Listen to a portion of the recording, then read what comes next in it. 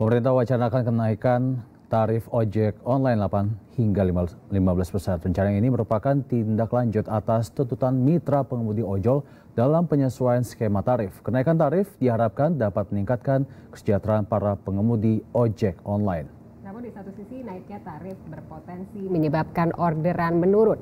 Untuk membahasnya lebih lanjut kita sudah bersama Ketua Presidium Koalisi Ojol Nasional Andi Kristianto. Terima kasih Mas Andi atas waktunya untuk Jawapos TV hari ini. Ya Mbak, Malam. Ya, langsung saja nih Mas Andi sebagai Ketua Presidium Koalisi Ojol Nasional, bagaimana Mas Andi melihat wacana kenaikan tarif ojol hingga 15%? Oke, sebenarnya gini ya Mbak ya, terkait wacana kenaikan tarif yang akan dilakukan oleh Kemenhub, ya kan, kita ini sebetulnya mengapresiasi ya kan langkah dan upaya tersebut untuk meningkatkan pendapatan ya. Kita bukan bicara masalah kesejahteraan untuk teman-teman ojek online, tapi ini adalah meningkatkan pendapatan yang akan didapat oleh teman-teman mitra driver ojek online. Namun di satu sisi sebetulnya bukan itu Mbak yang menjadi permasalahannya, ya kan? Yang menjadi permasalahan krusial bukan naiknya tarif untuk saat ini, gitu. Yang kawan-kawan butuhkan sebenarnya itu adalah adanya payung hukum yang bisa mengatur seluruh aturan-aturan main yang akan dilakukan oleh aplikator seperti itu. Dan kita juga dengan adanya payung hukum ini akan terbitlah sebuah regulasi yang mungkin nantinya akan bisa membantu kawan-kawan mitra driver online ini seperti itu agar mendapat perlindungan seperti itu Mbak. Jadi kalau bicara masalah potongan itu, bicara masalah kenaikan tarif itu, ya siapa sih yang nggak mau? Tapi kan pasti ada plus minusnya. Dampaknya ini pasti akan terasa oleh kawan-kawan. Pertama ya kan bicara masalah orderan, karena kan bicaranya masalah supply and demand juga nantinya. Orderan yang akan diterima oleh teman-teman kawan-kawan mitra driver ojol, itu yang pertama. Yang kedua, beban ini akan sangat mungkin memberatkan ya bagi para customer nantinya. Seperti itu. Nah, sebetulnya bukan itu Mbak intinya dari apa yang kita tuntut ya selama ini yang menjadi permasalahan yang paling krusial di ranah ojek online seperti itu Mbak. Tapi kita ya secara organisasi dan secara menyeluruh kawan-kawan ojek online ini juga sebetulnya mengapresiasi langkah itu gitu lah, bentuk kepedulian yang dilakukan oleh kementerian. Tapi ya sayangnya bukan itu sih sebetulnya yang kita harapkan untuk saat ini sebetulnya. Itu aja Mbak. Ya Mas Andi, naiknya tarif ojol disebut untuk meningkatkan kesejahteraan pengemudi atau juga menaikkan pendapatan dari si pengemudi sendiri. Seberapa jauh dampak kenaikan tarif terhadap kesejahteraan pengemudi dari sisi pendapatan Mas? Ya, kalau dari sisi pendapatan otomatis secara logika pasti akan naik Mas, ya kan? Tapi kalau kita lihat lagi kenaikan pendapatan ini kan tergantung dari jumlah orderan yang akan diterima oleh mitra driver. Nah, saat kenaikan tarif ini dilakukan, ya kan dikeluarkan ataupun diterbitkan, itu pasti akan berdampak pada jumlah orderan yang akan diterima nantinya oleh mitra driver seperti itu. Jadi untuk apa tarif naik, tapi jumlah pendapatannya malah menurun, kan begitu. Nah, itu yang sangat kita khawatirkan. Mungkin sebagian kawan-kawan ini juga khawatirkan seperti itu, Mas. Ya, Mas. Dengan adanya kenaikan tarif ini, apakah ini sebagai solusi jangka panjang atau hanya sebagai tambal sulam aja, Mas? Kalau kami dari Koalisi Ojol Nasional menilai ini adalah salah satu bentuk upaya tambal sulam ya. Ya, karena kalau kita lihat dari beberapa waktu lalu kawan-kawan ini melakukan aksi demonstrasi ya kan dengan segala apa yang menjadi sebuah tuntutan oleh mereka ya, yang ini bukan menjadi suatu permasalahan sebenarnya yang krusial, yang urgent saat ini. Yang kita butuhkan adalah sebetulnya adalah payung hukum, bukan naik tarif seperti itu. Ya kalaupun misalnya ya kan mau mengevaluasi ya monggo-monggo saja mengevaluasi tarif, ya kan? Karena memang itu sudah ada di Kemen seperti itu. Tapi untuk saat ini ojol itu sih belum menginginkan tarif itu naik. Yang penting payung hukum itu ada, regulasi itu jelas seperti itu. Jadi aturan mainnya ada dan tidak merugikan mitra-mitra ojol seperti itu. Karena dinilai sekarang dengan tidak adanya payung hukum, ya keadaan ojol semakin terpuruk, semakin tertindas, itu aja. Ya, baik Mas Andi, terkait dengan kenaikan tarif tersebut, itu sudah cukup untuk menutup beban operasional seperti BBM, perawatan motor hingga cicilan kendaraan atau tidak?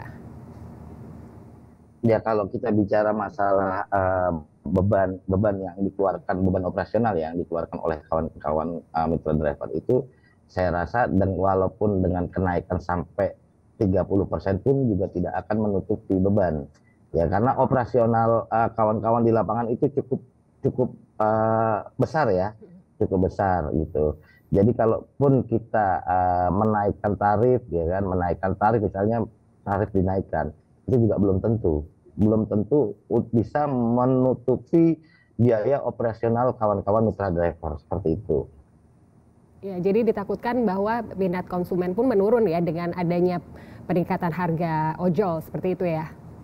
Ya pasti karena bagaimanapun juga sekarang transportasi umum juga lebih mudah diakses dan biayanya lebih murah dibandingkan menggunakan ojek online, dan itu kan harus menjadi pertimbangan juga sebenarnya seperti itu. Kecuali memang orang dalam keadaan terdesak memburu waktu, ya kan, atau dia memang butuh jasa layanan dari ojek online ini, ya kalau bisa bicara hanya orang-orang tertentu lah nantinya yang benar-benar menggunakan ojek online dalam artian yang sifatnya urgensi, paling itu Mbak. Tapi kalau misalnya kalau sekarang ya kan semua orang itu kan masih mau menggunakan ojek online karena apa ya, bicaranya praktis lah ya, mungkin praktis. Terus kalau bicara harga juga, tarif juga agak sedikit relatif ya kan, walaupun beda dengan transportasi umum, tapi setidaknya kemudahan, kepraktisan itu lebih mudah didapat, betulnya itu aja sih yang menjadi pilihan kita. Ya Mas, dalam membahas wacana ini apakah pemerintah sudah melibatkan perwakilan pengemudi ojol dan apakah ada rekomendasi yang diberikan Koalisi Ojol Nasional untuk pemerintah soal kenaikan tarif ini? Ya, kalau untuk saat ini hingga detik ini sih belum ada ya, belum ada organisasi ataupun aliansi dari ojek online ini dilibatkan dalam pertemuan yang membicarakan untuk kenaikan tarif. Untuk saat ini kita belum pernah ada ya, belum ada panggilan untuk itu, gitu. Dan saya rasa kawan-kawan aliansi yang lain ataupun organisasi yang lain juga belum menerima itu, gitu, panggilan itu.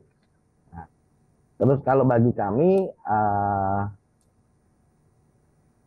bukan tarif yang didahulukan, gitu. Jadi kalaupun misalnya pemerintah ini memang ingin ya kan dan benar-benar niat untuk membantu ya kan, dan menyelesaikan permasalahan ojol, ya pemerintah yang dalam artian ini regulator, kementerian harus cepat mendorong untuk terbentuknya sebuah payung hukum seperti itu.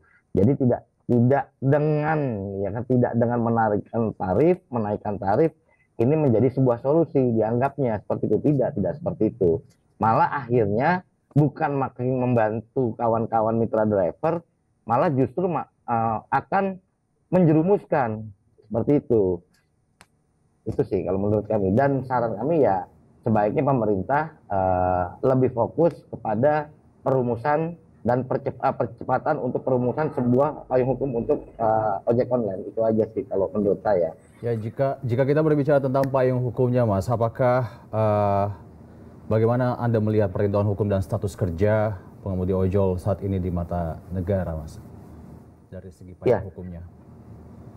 Kalau kita dari perspektif kami, negara ini sudah melakukan pembiaran terhadap pekerjaan atau profesi yang kita jalani saat ini.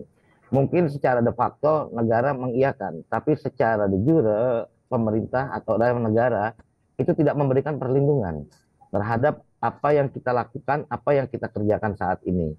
Itu. Jadi kita ini seolah ada dan tiada. Seperti itu. Kita dibutuhkan, namun kita tidak diakui. Padahal, ya kan, secara fakta, sebagian besar masyarakat Indonesia, khususnya masyarakat yang ada di kota-kota besar, itu sudah merasakan apa yang manfaat dari adanya ojek online ini, seperti itu. Ya, baik, Mas Andi, terkait dengan kenaikan tarif, idealnya seperti apa yang diharapkan dari koalisi pengemudi ojol saat ini untuk pemerintah? Ideal seperti apa untuk kenaikan tarif kah, atau seperti apa untuk biaya tarif ojek online dan lain sebagainya?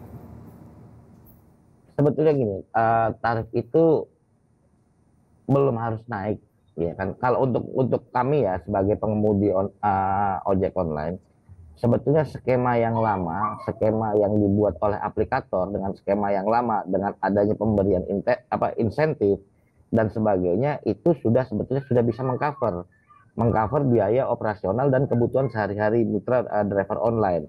Jika memang itu dikembalikan ke seperti dahulu, itu saya rasa, ya kan, saya rasa itu juga akan salah satu usaha atau upaya bisa meningkatkan pendapatan.